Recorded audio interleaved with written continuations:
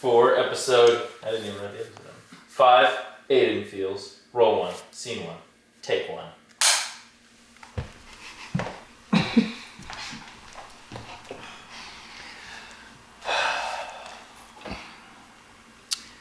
First question. As simple or existential as you want to be.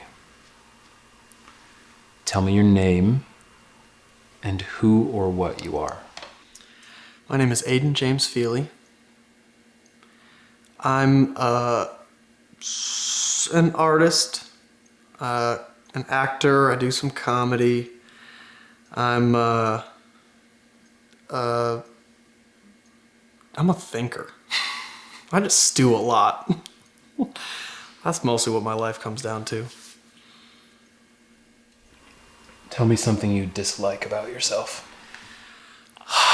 One of the things I loathe the most about myself, and I genuinely have to work hard to create the space to like it. Like, I want to love everything about myself. The thing that I struggle with all the time, I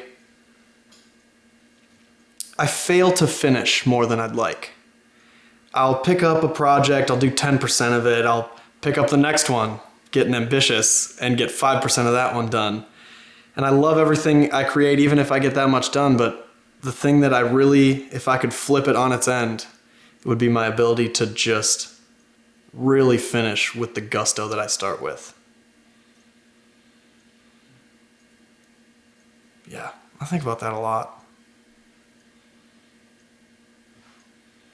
Sometimes it's like you have started it and you've got all this ambition and you're like, this is the thing. I'm going to be so inspired by this for 2 years, I bet.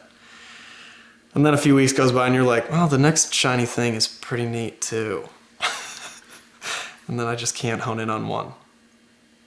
I work sometimes. I do some meditating and stuff to try to hone in, be a little bit more singular. Doesn't always work.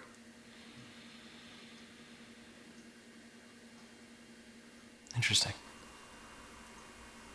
Tell me something you like about yourself. Oh man.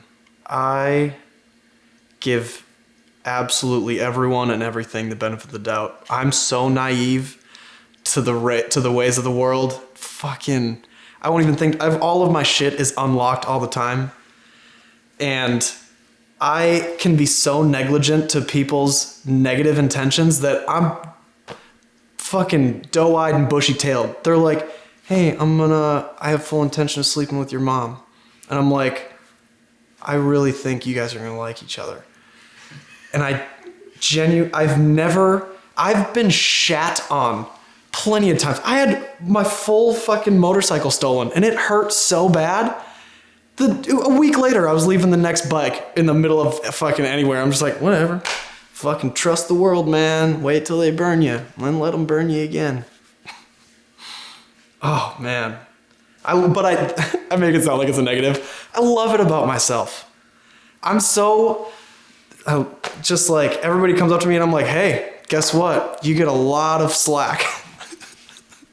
It's going to be this way for a long time. I pin it on, I'm quick to love people, and I'm like, hey, I see whatever the best shit is that you got going on. And I love that about you. And then they're like, oh, let's see how I can really abuse that. Sometimes. Okay.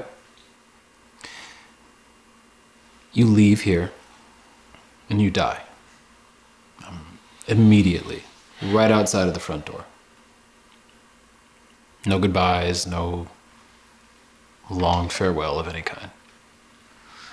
What part of your soul, spirit, energy, personality do you hope was instilled in the people around you?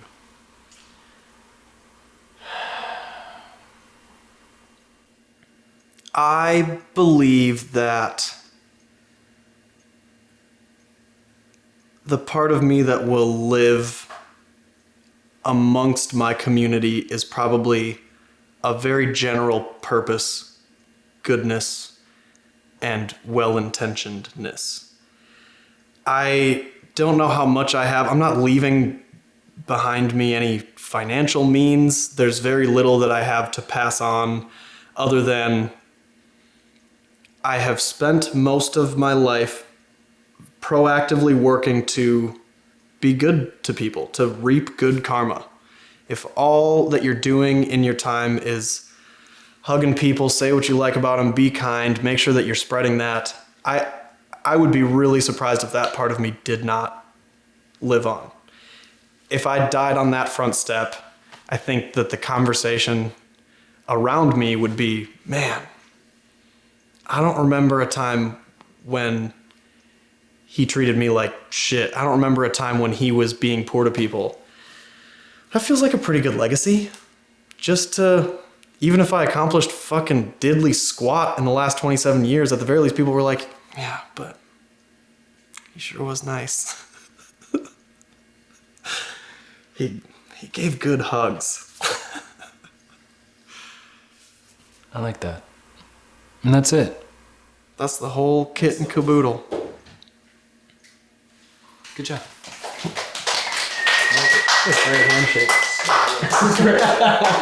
You're a good guy, man. Yeah, I'm getting good at pacing. You